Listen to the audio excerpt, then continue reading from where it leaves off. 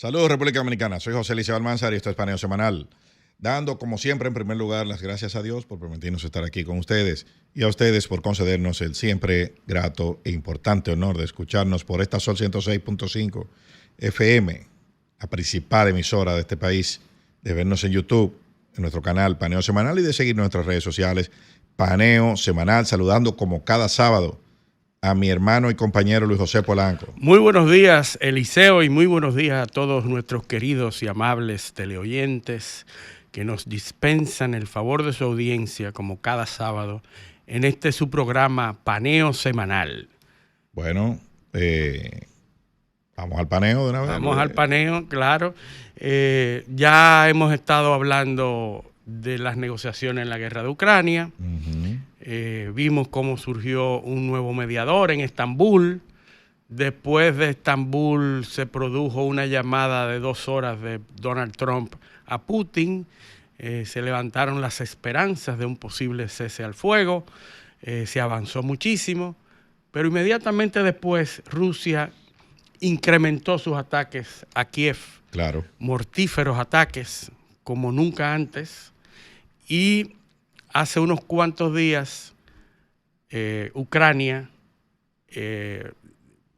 llevó a cabo unos ataques también impresionantes para como pensábamos que eran las condiciones de Ucrania. Se vieron revitalizadas, no sabemos cómo, o sí sabemos cómo.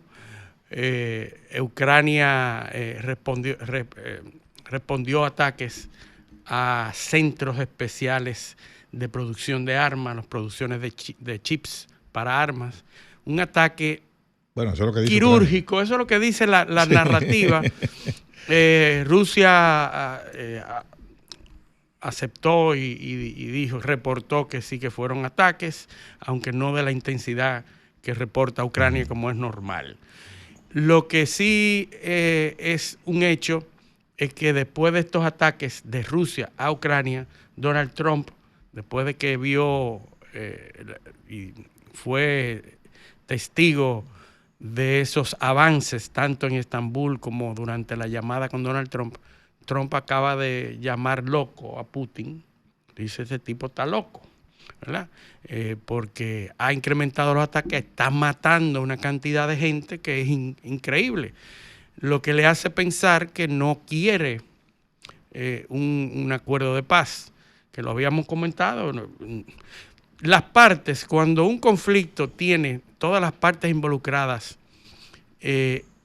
cuando se beneficia de una situación, cuando las partes se benefician de una situación, es muy difícil que se resuelva esa situación. Sí, claro, ¿verdad? Porque Zelensky depende de que la guerra continúe. Para Zelensky es una guerra existencial. Su permanencia en el gobierno, claro, en el poder, depende de la guerra, porque inmediatamente se acaba la guerra, se va Zelensky. Así es. Putin también está en una encrucijada parecida y depende de la permanencia de la guerra. La base política interna de Putin en Rusia es mucho sólida, más fuerte y más sólida que la de... Ahora la situación económica... Porque Putin tiene menos contaminación externa en la política. Sí, es más independiente. Es más independiente de Occidente, pero Zelensky es un cachorro de Europa y de Estados Unidos. Europa y de Estados Unidos, que fue que lo pusieron ahí. Que son los que le están dando el armamento que le permite ahora ripostar, y que le han levantado las restricciones que tenía tanto Europa como Estados Unidos. Recordemos que durante el gobierno de Biden se le prohibió a Zelensky hacer incursiones dentro del territorio profundo de Rusia. Bueno, precisamente esta semana él estuvo en Alemania y se reunió con Friedrich Merz, el canciller, y ahí firmaron una serie de memorándum de entendimiento para facilitar la fabricación de armas de largo alcance. De largo alcance y permitirle. Ya Estados Unidos le había dado algún tipo de soporte. Pero míralo cómo lo están haciendo. Es facilitando la tecnología para que Ucrania fabrique sus armas. Sí, no es dándole armas. Esa es la narrativa. No es dándole armas. Sí, bueno, pero porque fíjate que se cuidan en el lenguaje de la diplomacia. Sí. Como Olaf Scholz estaba opuesto a darle armas, Merz dice, bueno, yo voy a, déjame buscar, yo no le voy a bypassear. dar armas. Yo no voy a dar armas, pero lo voy a dar para que fabriquen. Para que ellos fabriquen de manera independiente y además que internacionalmente involucrarse en un conflicto entre dos estados de esa manera y abierta implica un escalamiento y otras condiciones. Bueno, a eso obviamente... Porque Rusia está haciendo lo mismo con Bielorrusia, que le acaba de mandar casas a Bielorrusia, casas, aviones de guerra, ¿verdad? Entonces, se están armando las partes. Pero es peleando contra un gigante, tú sabes, porque por más, ya aquí lo hemos analizado eso, por más largo alcance que tengan las armas ucranianas, no va a ser posible provocar muchos daños en la infraestructura rusa por el tamaño del país. Es muy difícil que pueda hacer mucho daño. Sí puede atacar con la ayuda de los aliados de Occidente y de Estados Unidos, que es lo que yo sostengo y pienso en esta última semana.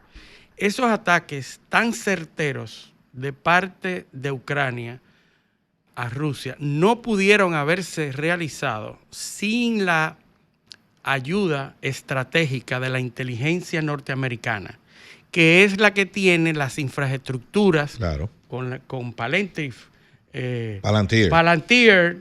la compañía de inteligencia militar que está asesorando al gobierno, que es consultor del gobierno norteamericano.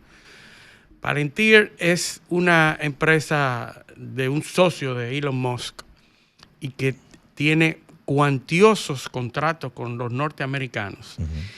Esos ataques de Ucrania a Rusia en los últimos días no se pudieron haber realizado sin ese apoyo militar, que entiendo es producto de la frustración del presidente Trump de ver que se van a dar un cese al fuego y no se da. Yo creo que la respuesta del gobierno norteamericano es apoyar a Ucrania para que la balanza... Para presionarlo. Presionarlo y que la balanza no pase. Obviamente esa presión parece que ha surtido algún efecto. Porque ya el gobierno ruso anunció... Para el día 2, ¿verdad? Ahora, esta semana que viene, específicamente el martes, comienza la segunda ronda de conversaciones en Estambul. Así es. Esas conversaciones, ahí Rusia va a presentar un memorándum con sus condiciones. O sea, ¿cuáles son sus planteamientos? Así es. Ojalá se filtre antes para nosotros saber por dónde vienen los tiros. Pero, obviamente, se va a producir esto. La respuesta de eso será un memorándum de Ucrania, similar, con sus condiciones. Y entonces, sobre esos dos posiciones comenzar a ver qué se puede, qué sí, qué no, y cómo se puede lograr eso. Ya Erdogan ha anunciado, porque le han preguntado que si Estados Unidos va a participar en esas negociaciones, y él dice que no. Estados Unidos también dice que no va a participar en esas, sino que va a esperar que las cosas avancen, y cuando se tenga una propuesta más concreta, pues se integraría el equipo norteamericano. Si entra, ya hay gente que se ha descalificado para mediar. La Unión Europea está descalificada para mediar. Y de hecho Rusia no quiere a nadie de la Unión Europea. No, eso es porque se descalificaron. Si hay una conversación de paz el martes, tú no te puedes tapar 4 días antes firmando un memorándum para que ellos fabriquen armas de largo alcance. Así es. O sea, provocando al otro. A otra parte. Lo prudente hubiese sido esperar por lo menos después del martes de esa reunión, para entonces después, usted lo firmaba una semana después y no pasaba nada. No, eso no iba a cambiar nada en el frente. Pero obviamente la señal es que ellos van a sabotear cualquier intento de acuerdo, porque no solamente Zelensky depende de su permanencia, depende de ese conflicto. Hay gobiernos en Europa cuya permanencia está muy ligada a ese conflicto. Amparada a esa situación que existe. Claro, por ejemplo, el gobierno alemán, con el frente que se formó anti-AfD, que gran parte de la razón por la que se pudo formar ese frente fue porque la AfD tenía un discurso afín con Putin. O sea, sí, nacionalista y derechista. No, y que quería acabar esa guerra, antiguerra, que no se explicaban cómo es que el gobierno alemán, con todos los problemas que está enfrentando Alemania ahora, está embarcado en eso. Sí, hay que justificar el por qué Alemania está en eso ante la población, y lo que está diciendo es señalando y promoviendo el peligro de Rusia. O sea, hay que traer el peligro inminente que tiene Rusia, o sea, que representa Rusia para Europa. Es el discurso, el estandarte de Alemania. Cuando tú ves como países como Suiza, que están saliendo de la neutralidad. Está saliendo de la neutralidad y está comprando armamento, comprando tanques Leopard. Es porque ese discurso está calando en todos los países de Europa. No, y dicen claramente que es cuidándose de la amenaza rusa. Sí. Pero, o sea, y me llama mucho la atención que Suiza está comprando vehículos de artillería en un país tan montañoso. Sí. Eso es absurdo.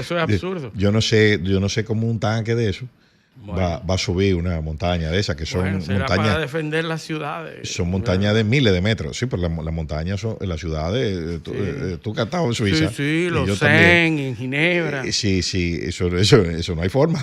Berna. O sea, yo inmediatamente me imaginé cómo van los suizos a usar unos tanques Leopard en Suiza. Bueno, esa es parte de todo el tinglado, tanto comercial como militar, que se está preparando para eso. Eso es un discurso. Nosotros lo hemos sostenido aquí. Es un discurso tanto económico como político para sostener esos regímenes que están manejando, que están encabezando Europa. Una crisis económica, porque los gobiernos, y eso lo vamos a hablar ahorita, los gobiernos después del COVID se hicieron adictos en todos los países del mundo a gobernar con las manos sueltas. Sí. O sea, sin tope, sin límites. De volarnos todos los controles constitucionales. Y vamos a declarar mucho estado de emergencia, vamos a gastar mucho cuarto sin mucho rigor, y vamos a restringir las libertades públicas. Eso es lo que está de moda. Y eso vino después del COVID. Sí. Cuando vino ese parón en el planetario, todo el mundo los gobernantes, que por cierto todos perdieron, o sea, los presidentes de COVID no repitieron, ninguno repitió, ni los partidos tampoco. Sí. A todos se lo llevaron, pero los que llegaron con ese mismo playbook, con ese mismo librito, de gastar mucho dinero, justificar muchos déficits y obviamente restringir las libertades públicas. Y eso fue en el mundo entero. Y ahora eso es lo que está de moda en el mundo. No, es así. Y parece ser un fenómeno histórico que se repite, ¿verdad? Cíclico, que pudiera ser.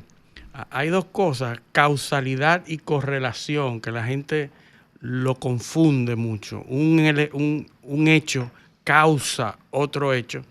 O un hecho se correlaciona con otro hecho, son dos cosas muy diferentes, y la razón por la cual se ha mentido tanto. Es el adagio en latín, ese cum hoc ergo propter hoc. Dice que el hecho de que dos cosas estén relacionadas no significa que una es causa de otra. Exactamente. Relación no implica causalidad. No, correlación y causalidad son las causas de la mayor cantidad de mentiras que se hacen en la humanidad. Sí, porque es que el cerebro, lo hemos dicho aquí muchas veces, el cerebro humano es una máquina simplificadora. Sí. Y tiene un sesgo. No, y piensa de forma antimemática. O sea, usted une, usted ve una silla, usted ve un objeto que se llama silla porque a usted le dijeron que se llama silla. Sí, pero asoció a esa palabra. El objeto está compuesto por 4 patas dos apoyabrazos, una sentadera y un espaldar. Sí. Porque el cerebro no ve partes, el cerebro ve todo. Sí, Entonces, lo ve todo. entonces, ¿para qué estamos entrenados? Para ver partes y armarlo en un todo. Sí. Entonces, la parte que usted no ve, usted se la imagina. Sí, usted la ve de perfil. Y pone lo que falta. No, tú la ves de perfil y es una silla. Sí. Porque de hecho, se la parece. imagen, la semiótica que ocurre en el cerebro humano, cuando usted ve, cuando los niños comienzan dibuja una silla, ¿qué hace? Sí. Una rayita y dos patas. Exactamente. Se imagina eso, ¿verdad? Sí. Obviamente cualquier instancia ve eso y dice, no, son rayas horizontales, Claro, verticales. 4 rayas, pero él ve una silla. Pero los niños ven una silla. Exactamente. Y así es. Y así mismo funciona. Lo que tú no ves. Mira, y esas trivialidades son muy útiles porque así que se forman los conceptos. Completamente.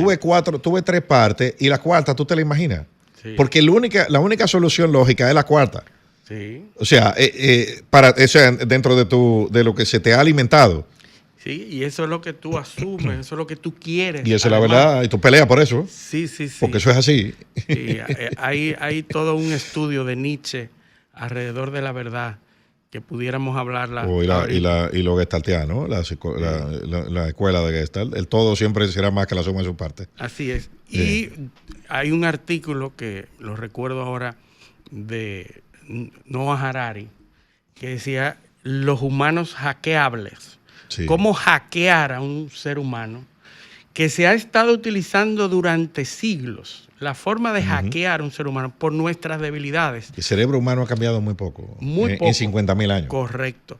Y las formas de hackear, que es una palabra reciente, pero la forma de vulnerar la lógica y la razón y hacer que una persona haga lo que tú quieres que haga, a pesar de que esa persona no quiere hacerlo. La forma es utilizando esas puertas traseras que tiene el cerebro humano para hacerte e inducirte a pensar algo sin que tú estés consciente de que lo vas a hacer o lo vas a decir. La manipulación. La razón por la cual un vendedor te dice, nunca hagas que tu cliente diga no. Diga sí, sí, sí. El sí que va a importar es el sí de lo que tú quieres. Pero si tú logras que tu cliente diga sí, sí, sí, cuando tú le preguntas, ¿lo compras? Sí. Va a decir sí, aunque esté decidido a no comprarlo. O sea, hay una cantidad de formas, de trucos, de puertas traseras y de sesgos que tenemos nosotros. Y en base a sesgos se construye toda la vida y el transcurrir de un ser humano y de todo. Las percepciones que tú siembras en el individuo, eso así se construyen las expectativas. Sí. Y la satisfacción o el descontento se construye en base a la satisfacción de esa expectativa que tú le construiste. Por ejemplo, en el caso que estábamos tocando ahorita, Rusia-Ucrania. Sí. O sea, ¿qué fue lo primero que se dijo cuando la operación militar especial? Putin nunca ha dicho que iba a invadir toda Ucrania. Ni tampoco dijo que le iba a tomar en 72 horas, una semana. Sí. Eso nunca lo ha dicho. Entonces, lo primero que comenzó a decir fue, no, pero Putin no pudo con Ucrania. Sí. No ha podido. O sea, pero ¿a alguien le preguntó cuáles eran los objetivos? No. ¿Él ha dicho que el objetivo era tomarla completa? Tampoco. No. Entonces, eso después, ¿qué era? Bueno, que cada vez que le dan un armamento a Ucrania, ese armamento era el que iba a permitir ganar la guerra. Sí. Bueno, que primero los Storm Shadow, que los Leopard, que esto, que ahora sí, que con esto sí, que los misiles. Nada. Se mantiene muy parecida la situación a meses de haber iniciado. Y ahora, ¿cuál es la discusión? La discusión ya no es si se va a lograr un acuerdo, es quién va a garantizar. Sí. ¿Cómo es que va a garantizar la cuestión? Entonces, va a ser muy difícil. La gente está hablando. De hecho, uno de los funcionarios rusos que entrevistaron hace poco, que Putin puso a dar declaraciones a la prensa europea, habló de la Tercera Guerra Mundial. Ya el término Tercera Guerra Mundial lo están usando todos los lados. Todas las partes están usando Tercera Guerra Mundial. Es que y en la práctica, como disuasivo. En la práctica es una guerra mundial. Sí. Porque es la OTAN que entera contra Rusia. Contra Rusia. Y ya hay lados, ¿verdad? Está claro que Irán está del lado de Rusia. Y China también. Que China está ayudando a Rusia. Corea del Norte está aportando. Sí, y el eje contra los aliados. El eje contra los aliados, claramente. Entonces, que no se haya iniciado abiertamente no quiere decir nada.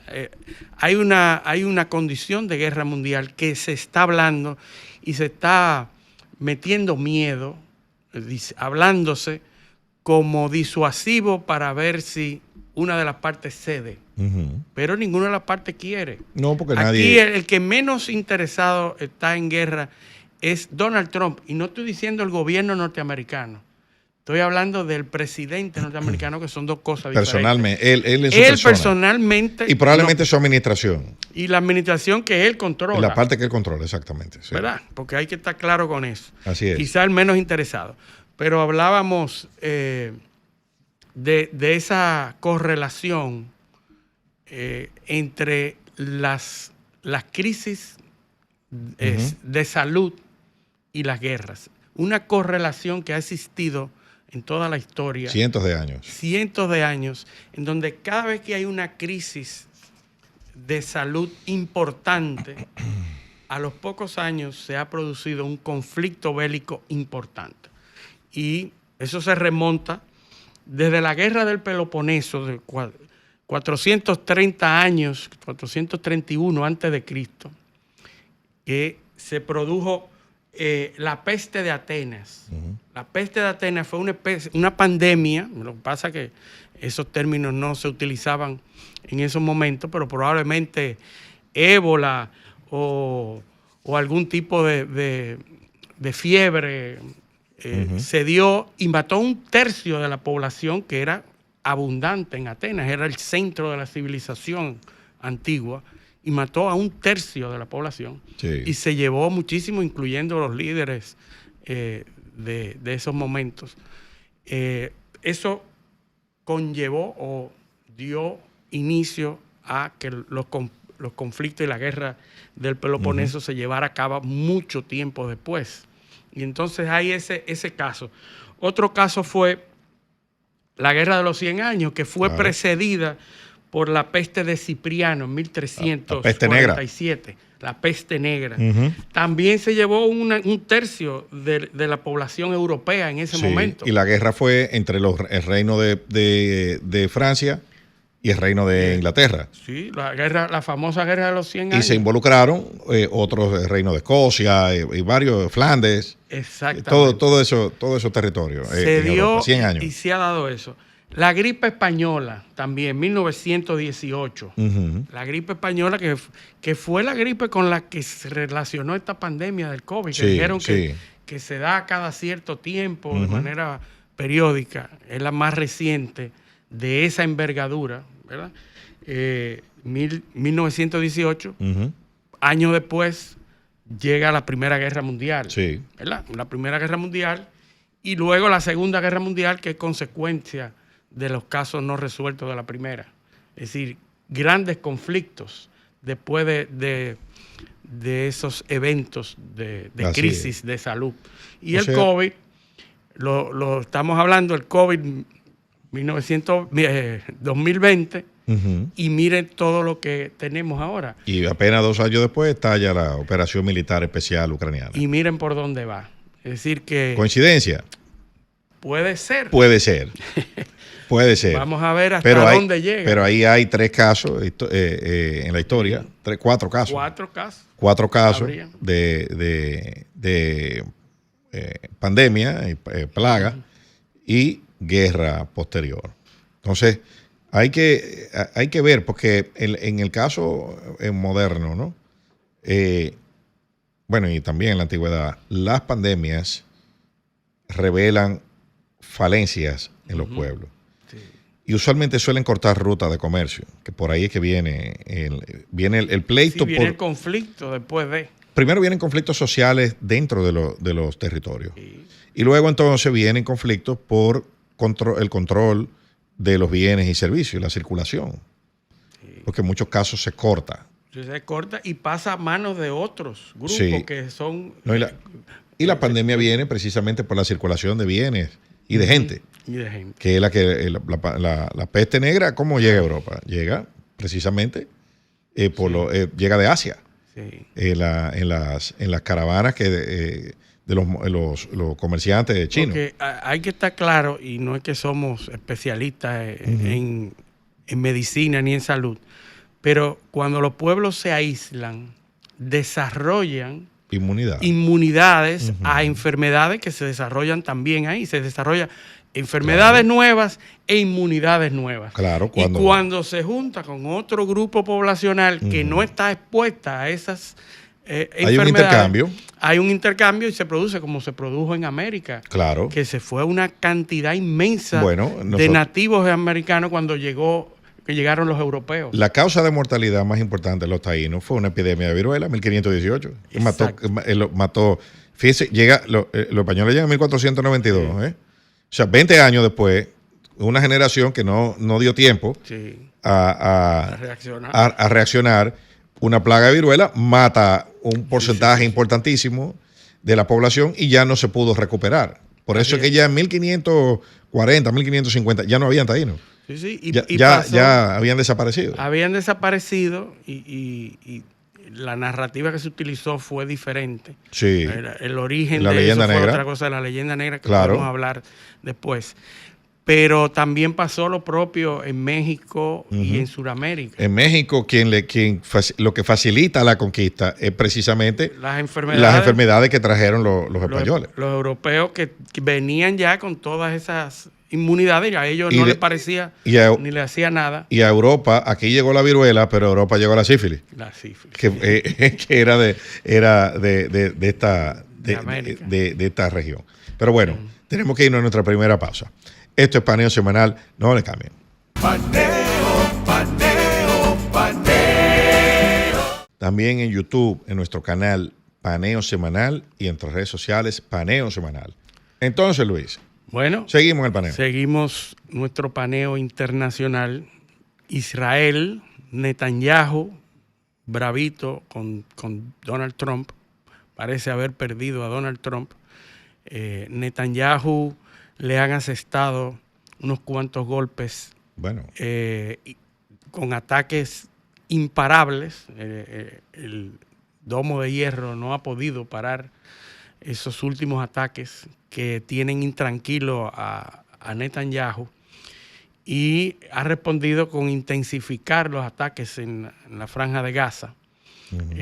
Lo tiene cercado, hay un tema de hambruna completa en toda la franja de Gaza.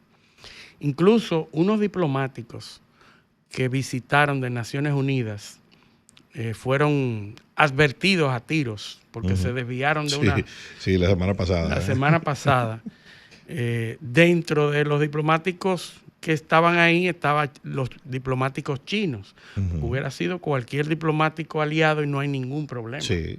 Pero como habían diplomáticos chinos, estos exigieron una investigación de por qué se disparó Israel. Porque lo que se dijo fue que se le dio una advertencia. Sí, porque se desviaron. Ajá, y le dijeron, es por aquí, pero los israelíes sabían que estaban ahí. Sí.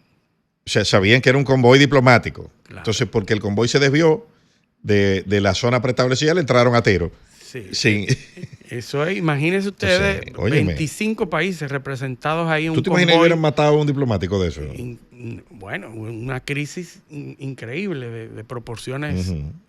Porque lo que se evidencia es que tenían permiso para estar ahí. Tenían permiso, se les dio una ruta, aunque se salieron ligeramente de la ruta trazada. Sí, pero no le dijeron si te sale la ruta te vamos a entrar a tiro. Exactamente. Se supone que te tenemos que proteger. proteger. Ellos van a una inspección y tienen toda la facultad de decir, bueno, vamos a ver tal cosa, vamos a ver la otra, porque quien debiera estar más interesado de que se viera todo es Israel. No, pero que los israelíes tienen que protegerlos a los diplomáticos, no caerle a tiro si se salen de una ruta. Exacto. ¿Entiendes? Tú tienes que protegerlo en la labor que están haciendo. Eso dice mucho de la situación hasta mental que se está dando ahí de tanto tiempo. Estrés Increíble que debe estar sucediendo ahí, tanto del lado israelí como del lado palestino. Ya los palestinos no pueden con más. Dicen que algunos miembros de Hamas han ocupado hospitales y centros de ayuda y están asaltando centros de ayuda porque lo que está sucediendo allí es inenarrable. Sí, desgarrador. Completamente. Eso parecería una novela dantesca. Bueno, Friedrich Merz, canciller alemán, dijo que Alemania va a revisar su apoyo a Israel, claro, porque no sabe cuáles son los objetivos de Netanyahu. No, es que Netanyahu es un preso de su situación. Netanyahu depende también de ese conflicto y que se resuelva una cosa. El día que se resuelva eso de un lado o de otro, Netanyahu va a enfrentar una cantidad de juicios internos en Israel que él no va a soportar.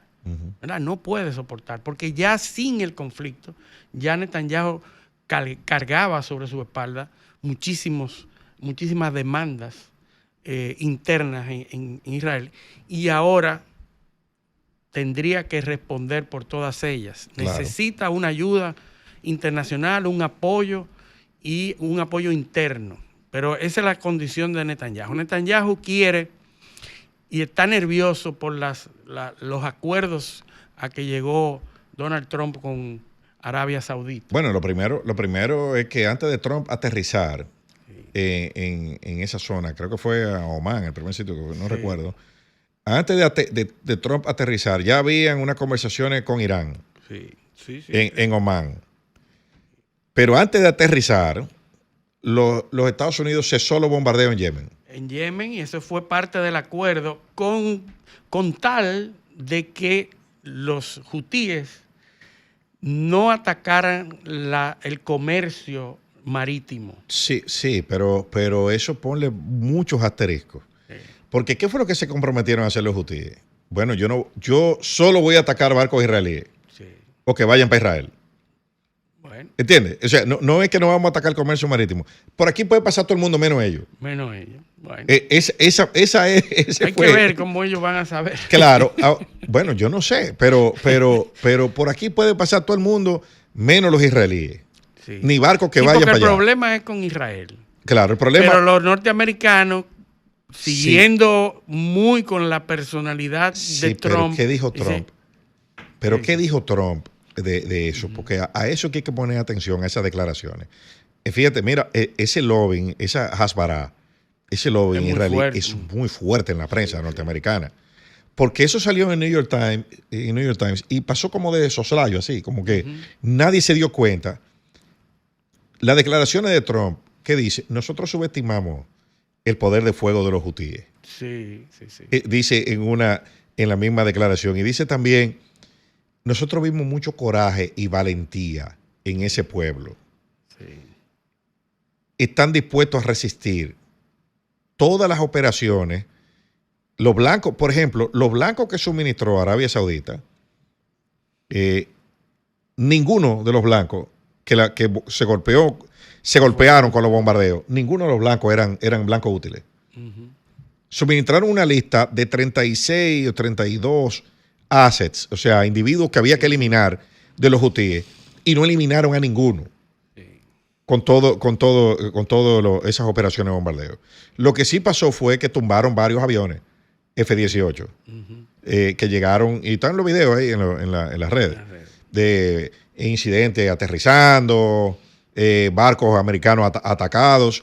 Sí, entonces, pero no tuvieron la incidencia que pensaban que iban a tener con esos bombardeos. Oye, esos bombardeos fueron una ventana. Mira, además del costo, estaba costando casi $1,000 millones diarios esa operación a Estados Unidos. Entonces, lo que se decidió fue, bueno, vamos a dejar eso así.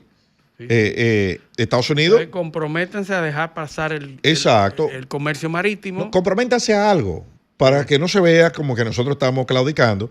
Pero eso que dijo Trump significa que fue que se rindieron. Sí, Yo, espérate, que yo por no- lo menos quitaba la atención de eso para enfocarse en otras cosas. Sí, pero yo no voy a dejar que me sigan tumbando aviones. Yo vi, o sea, fíjate eso. Nosotros subestimamos Sí, la capacidad de fuego de los hutíes. sí. Vi mucho coraje, mucha disposición a defender el territorio. ¿Entiendes? Eso que lo diga una parte en conflicto, ya es una señal de, espérate, yo no me voy a meter en esto, porque esto es un conflicto y yo no voy a poder resolver. Y con los saudíes yo hablo. Fíjate que Trump fue a Riad también Sí, sí, sí. y habló con los saudíes, Sí, pero también se entendió con Qatar, que es enemigo de Arabia Saudita. completamente. Son enemigos, entonces a Qatar le recibe un avión, pero entonces después va a donde los saudíes, que son los enemigos de los qataríes. Miren, ya esto me dieron un avión. Sí, ¿Y ustedes para que qué pongan van, en- ustedes qué van a dar? Sí, Sí, sí. un paquete de inversión. No te preocupes, nosotros vamos a invertir que tanto. después se echaron para atrás. Claro, pero los qataríes nos echaron para atrás. Bueno, el Qatar, creo que fue Qatar el que iba, la flota de Boeing, Sí. ahora va a ser Airbus. Ajá.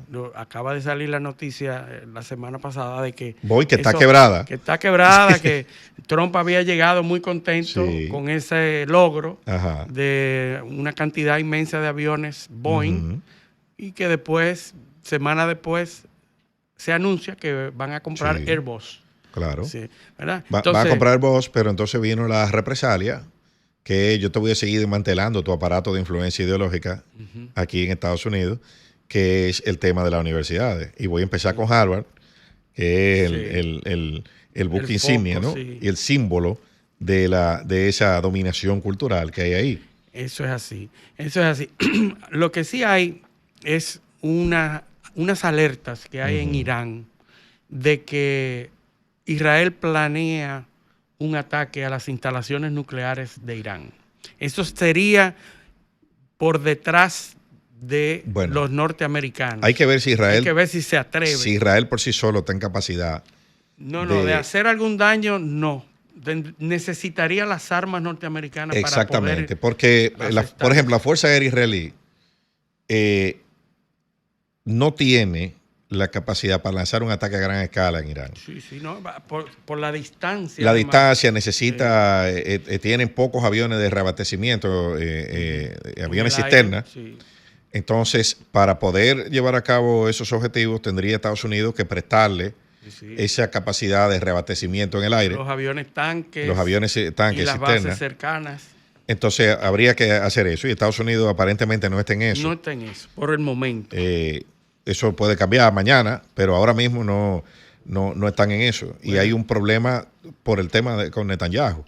Lo de Gaza, como tú dijiste, es una cosa... Sí, dantesca. Eso está tomando unos ribetes eso es una masacre a gran escala. O sea, tú estás hablando de más de 50,000 muertos ya. Sí. Niños, ahí se ha ido todo. Y obviamente destruido totalmente el territorio de la Franja de Gaza. O sea, eso está molido. Sí, ahí parece ser que la idea es borrar Entonces, ahora, Gaza. la idea, el tema de la guerra. Lamentablemente Israel ha perdido esa guerra. Porque los objetivos no se han logrado. Así es. Israel no es un lugar más seguro hoy. Los rehenes otra cosa, los rehenes que los israelíes han podido recuperar es porque se lo han entregado, no porque ellos lo han rescatado. Y bueno, la mayoría. Sí, bueno, pero los rescates se pueden contar con los dedos de la mano. Sí. La mayoría han sido entregados en canjes humillantes para Israel. Canjes de 41. O sea, tú me tienes que entregar 40 prisioneros para yo entregarte un rehén. En algunos casos, y en algunos casos hasta más. O sea que yo la verdad que no veo que Israel ha ganado mucho en esa guerra. La respuesta ha sido desproporcionada, totalmente. Sí. Y creo que por la vía diplomática se pudo haber logrado más. Yo pienso que sí. Matando menos. Sí, porque aparte de eso, aparte de esa situación específica, lo que se está ganando es en el mundo entero, Sí, la separación y la relación diplomática Sí, con todos los demás que países. todo el mundo se desmarque. se desmarca. Se desmarque de eso. Eso no se puede apoyar. Ya Macron, que era uno de sus aliados, también está Óyeme, porque es que es difícil de justificar tú apoyar algo así. Cuando las imágenes que están llegando son de niños, de hospitales, de gente. Bueno. No hay justificación, no hay ninguna campaña que justifique eso. Y cuando tú puedes utilizar otras estrategias, quizás. No, que es algo a lo que los europeos vivieron en su día y obviamente rechazaron. Es algo que un alemán, o sea, esa parte de la historia es algo que para ellos es muy negativo, es algo de lo que se avergüenzan como pueblo en muchos casos. Igual Japón en la Segunda Guerra Mundial, con algunas cosas que se hicieron allí. Bueno, Netanyahu dijo en una entrevista reciente que ya las muertes por el Holocausto, ya esta situación ha producido más de 3 veces las muertes del Holocausto, defendiéndose, diciendo que los palestinos, Hamás, ha infringido más muerte que la muerte en el Holocausto, lo cual yo dudo. Eso no es verdad. Muchísimo. Pero ese fue el discurso que dio Netanyahu hace unos días. Sí, pero que eso para justificar. Ni siquiera los israelíes compran ese discurso. Sí. Ni siquiera los israelíes, porque se sabe, es una masacre. La mayoría de los israelíes no está de acuerdo con la guerra. No, y lo que se está provocando es que esos palestinos que quedan ante esa situación desgarrante se incentiven más. Se radicalicen. Y se radicalizan porque no tienen nada que perder. Claro. Ya, y se metan más a la fila de Hamás. Que ya Israel admitió que fue parte fundamental en la conformación de Hamás. Sí, claro. Lo dijo hace 2 semanas y dije, bueno, todo el mundo lo sabía, pero que lo admitan funcionarios de Israel. Claro, pero imagínate tú, en Gaza hay, creo que son 2 millones de la población, algo así. Sí, a ver. Y entraron, oye lo que dice la prensa israelí hoy, que anuncian como noticia, entraron 30 camiones de ayuda. 9 millones. En la franja de Gaza. Ah, bueno, en la franja de Gaza son como 2 millones. 2 millones. Son menor. Como 2 millones. Sí, rétale 50 o 100 mil menos. Sí. Pero 2 millones. Para 2 millones de personas, entraron 30 camiones de ayuda. ¿Tú sabes lo que es eso? O sea, cuando la demanda son más de 150 camiones, entraron 30. Y no todos los días. O sea, es una cuestión esporádica. O sea, lo están matando de hambre. Y ahí dice que al 2021 habían 645,000 habitantes. Pero igual, o sea, son medio millón. 30 camiones de ayuda. Sí. Entonces, eso no es nada. Sí. Que divídelo en libras por cabeza. Nosotros una vez comparamos, es como el territorio de Santiago. Sí. Son 300 y pico de kilómetros cuadrados, ¿verdad? Sí. 300 y pico de kilómetros que mide. Es así. Sí, pero, más o menos, sí, 300 y pico. Y yéndonos un poquito más de este lado, Luis. Haití. No, hay países como que no se pueden quedar. Sí, siempre. Ni Rusia, ni Israel, ni Haití. Y una noticia que tiene mucho que ver con la geopolítica que le hemos mencionado aquí.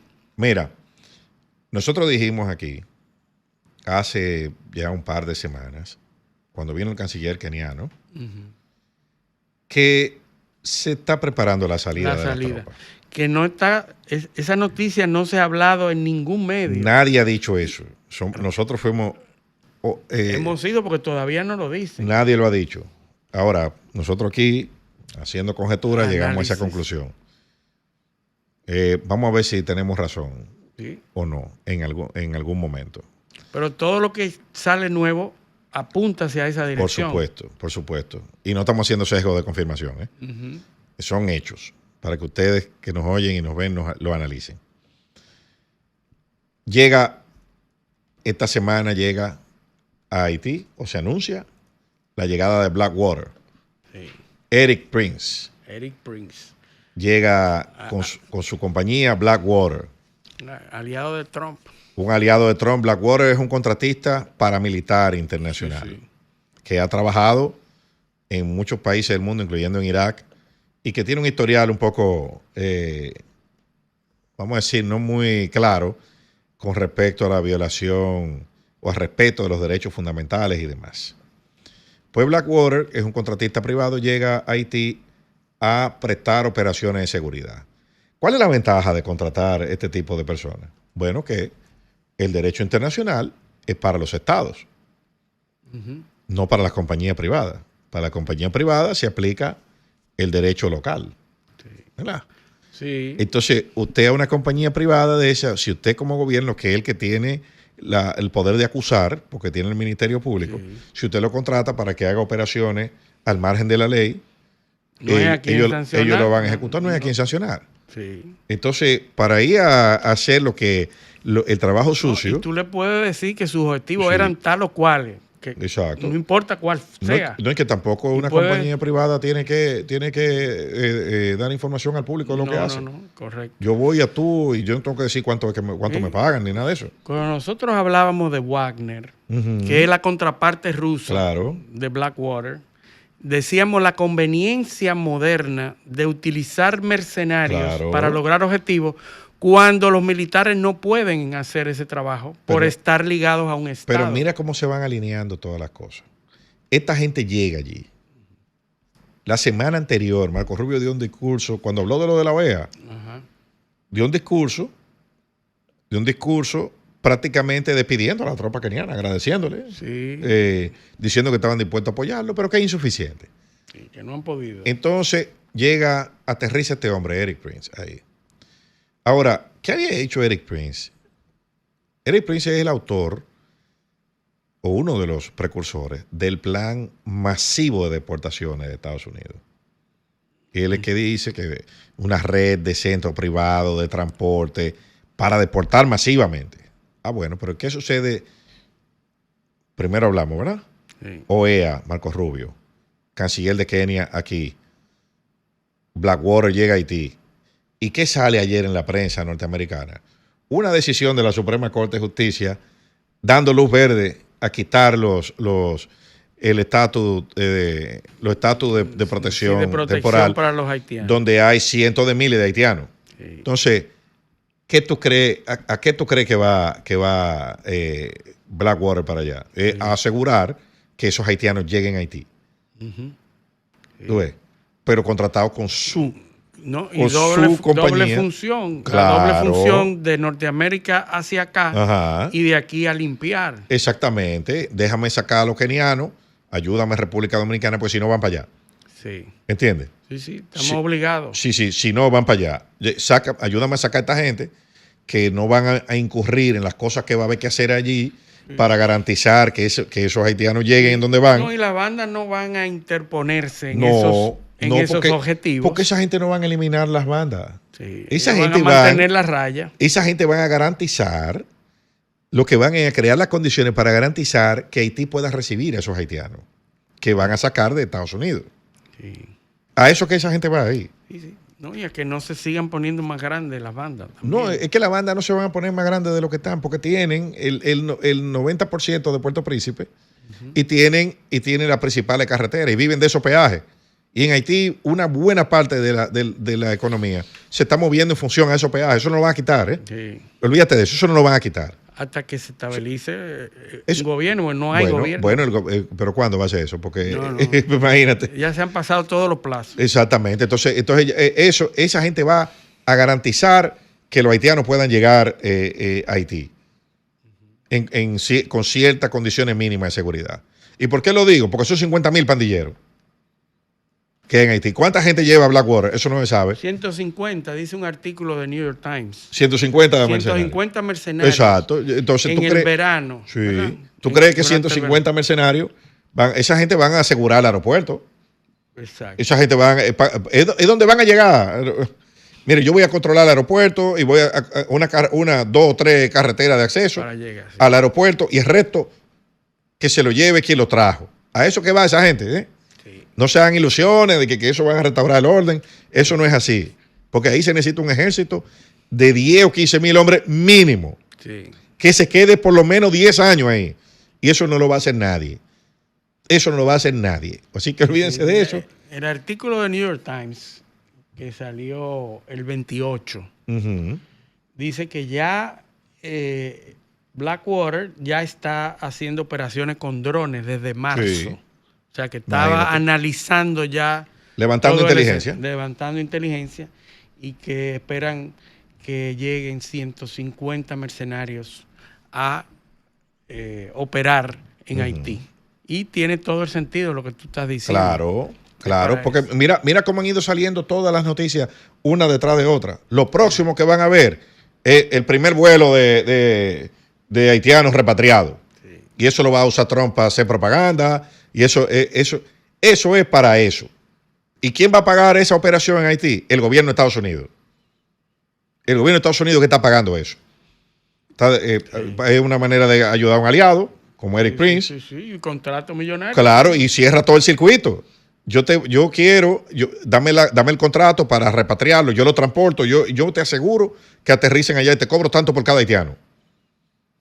Por cada haitiano repatriado. Eso es un negocio que hay ahí. El repago también del apoyo. Claro. O sea, pero busquen el plan. Busquen el plan que propone ese señor. Es un plan creo que son 28 mil millones de dólares. Una cosa escandalosa. Sí. Donde él propone crear una red de centros, rentar aviones. O sea, es todo toda la logística. La logística. Hay una en la revista, creo que en la revista Wire, hay una portada que dice que tiene muchos aviones, dice que las deportaciones masivas van a comenzar. O sea, ya eso están preparándolo para eso. Y esa gente fue ahí a eso. A abrir el aeropuerto y a poner la infraestructura mínima para que lleguen esos vuelos. Tú verás que eso es así. Bueno. Así que, bueno, ahora creo que nuestros oyentes es el momento de que participen. Así que, por favor, los números. Comunícate 809-540-1065. 1-833-610-1065 desde los Estados Unidos. Sol 106.5, la más interactiva. Tenemos a nuestros oyentes que nos siguen en YouTube. Están ahí, siempre atentos. Fieles y leales. Jorman López, Marieli Almanzar, Vladimira Gramonte, Pedro Rodríguez, Beatriz Bedoya, Joe Batz, Fernando Álvarez, están ahí y están haciendo preguntas muy interesantes. Johnny Randel, siempre nos muy buena. Vamos a ver si hablamos de esas preguntas que nos están haciendo. Sí, vamos a tomar la llamada. Buenos días, ¿quién nos llama y de dónde? Buenos días, desde La Romana, siempre lo escucho. Buenos días. Buenos días. Bueno, una pregunta. ¿Ustedes no creen que Estados Unidos debiera de también operar con la frontera de aquí? Una comunicación con el gobierno. Bueno, el gobierno dominicano, el gobierno dominicano va y pide de todo en la comunidad internacional que ayuden a Haití, pero no piden ayuda para hacer la frontera. No, porque hay sendos contratos que están ahí, que no se han hecho por pugnas entre compañías y entre políticos. Exacto. Y entonces no se ponen de acuerdo.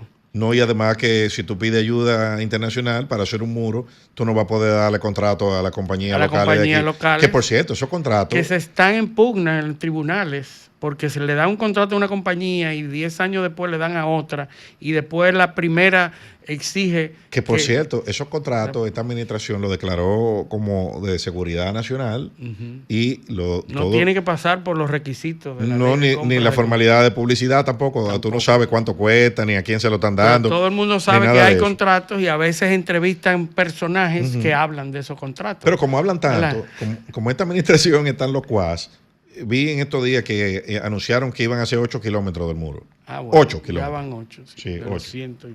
Buenos días, ¿quién nos llama y de dónde? Sí, buenos días. Reimer Minaya, Distrito Nacional. Le estoy llamando primero para preguntarles bien. Yo siempre trato de buscar su programa en YouTube y no lo encuentro. Y ahora acabo de escuchar que dicen que están.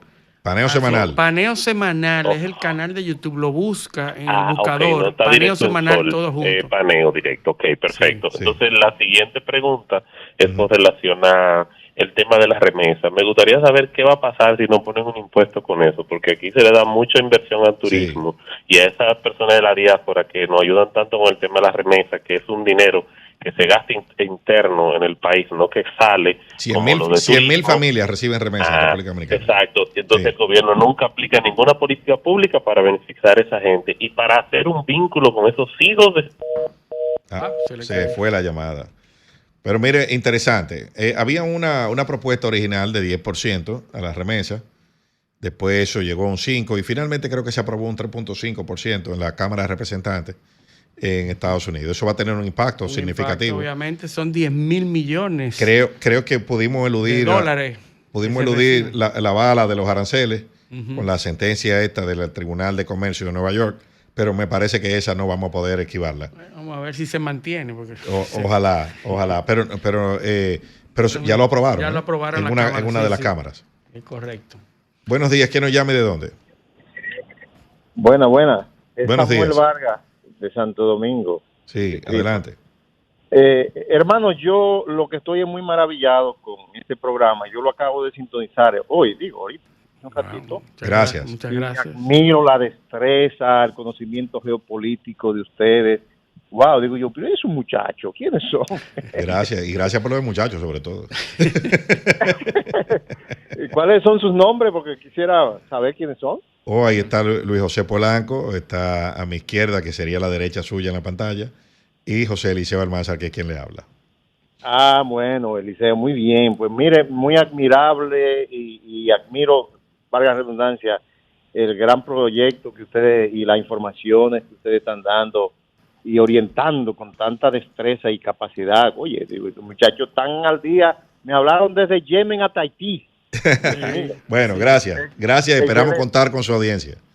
Sí, señor. Cuenten con eso. Gracias. Gracias. Buenos días. ¿Quién nos llama y de dónde? Sí, buenos días. ¿Cómo están? Buenos días. ¿Quién nos llama y de dónde? Sí, le habla un fiel seguidor de su programa. Rolando Heredia, el productor del programa El País en Blanco en YouTube. Mucho gusto, un honor, Rolando. Yo les escucho todos los sábados. Gracias. Pero hoy fue que decidí comunicarme con ustedes. Y ese programa de ustedes no tiene desperdicio porque eso es una verdadera teoría de lo que es la geopolítica internacional. Ustedes son los mejores hablando de lo que es la geopolítica internacional. Muchas gracias. Sábado tras sábado. Así es que sigan adelante y muchas felicidades. Gracias, un honor, Y antes de irnos, esta semana presentó cartas credenciales el embajador haitiano en República Dominicana. Vuelvo y digo, mira cómo se alinea todo. En esta misma semana, a principio, se anunció el retorno voluntario de 600 ciudadanos que están facilitando autobuses. Mira cómo ha girado el discurso. Ese es el discurso que desinfla a los camisas negras de aquí. Sí. Ese es el discurso. Ellos primero fueron a Dajabón a supervisar y después miren ese grupo de guagua que vengan.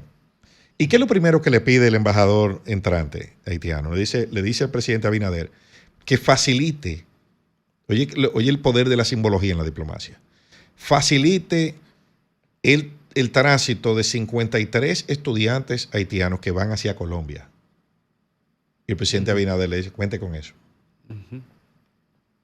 ¿Tú estás entendiendo? Sí. Entonces, con Eric Prince allá, Sí. después que vino el canciller de Kenia aquí, Todo se alinea. Mira cómo, y el martes la reunión en el Consejo Económico y Social, donde le está diciendo a Coprovi, al gobierno dominicano, yo necesito 86,000 trabajadores. Ya la Junta Agroempresarial también dijo, hay que buscar cómo regularizar esto. ¿Y qué dice el presidente? Muy astutamente. Eso se va a decidir.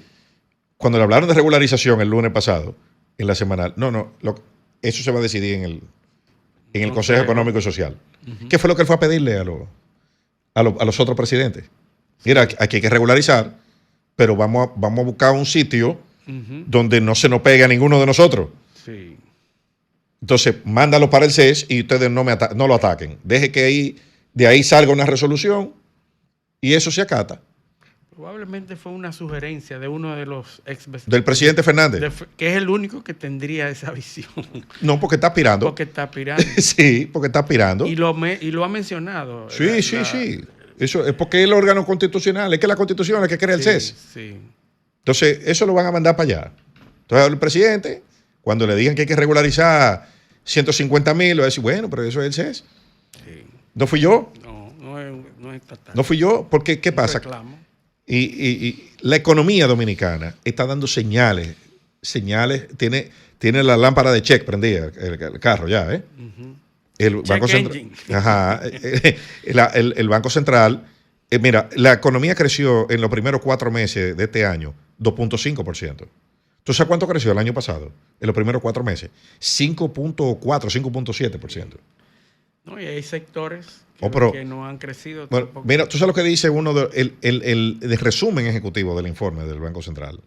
Dice que la inversión pública está por debajo del promedio histórico. O sea, construcción se está cayendo y la inversión pública está por debajo de los promedios históricos. Está diciendo, se está cayendo y es por ti, porque tú no estás haciendo nada. Eso es lo que... Eso lo hemos ido diciendo. Eso es lo que le está diciendo y dice que ese es uno de los sectores que más impacta de forma transversal la economía.